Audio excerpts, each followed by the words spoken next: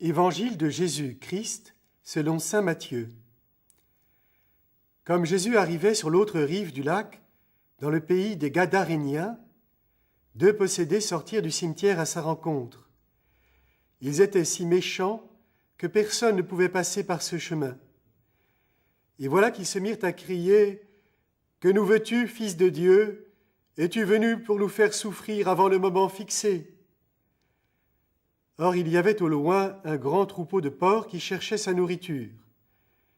Les démons suppliaient Jésus, « Si tu nous expulses, envoie-nous dans le troupeau de porcs. » Il leur répondit, « Allez-y. » Ils sortirent et ils s'en allèrent dans les porcs. Et voilà que, du haut de la falaise, tout le troupeau se précipita dans la mer, et les porcs moururent dans les flots.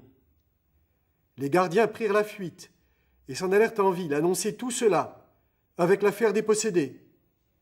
Et voilà que toute la ville sortit à la rencontre de Jésus, et lorsqu'ils le virent, les gens le supplièrent de partir de leur région.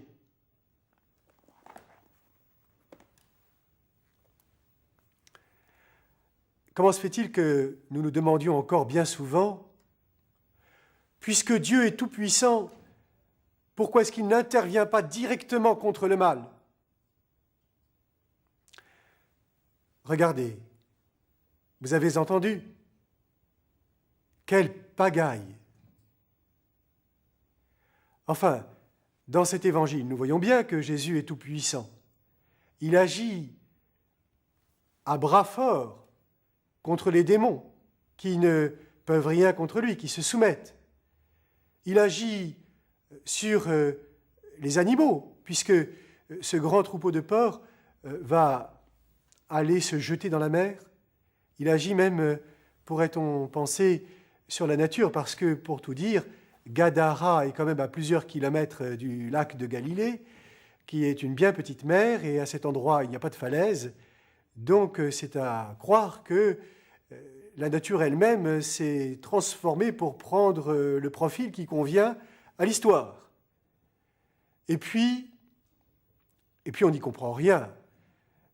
Ces pauvres porcs, c'est quand même des animaux créés par le bon Dieu, et ils cherchaient leur nourriture, et il est écrit dans le psaume « À toute chair, il donne le pain », et les voilà remplis de démons et mourant dans les flots. Les démons eux-mêmes supplient Jésus, c'est une drôle d'attitude pour des démons. Ils sont d'ailleurs très au courant, ils savent que l'heure n'est pas encore venue, et tout ça aboutit à quoi ? À ce que les gardiens soient affolés, qu'ils aillent en ville, que toute la ville soit sans dessus-dessous, que les gens sortent et demandent quoi à Jésus ? De partir. Ah, le beau résultat. Le beau résultat d'une intervention de puissance de Dieu sur les démons, sur la nature, en direct. C'est une leçon que le Seigneur nous donne. Il ne peut, si j'ose dire, il ne peut rien faire en direct contre cette création et même contre le démon tant que le cœur des hommes est prisonnier.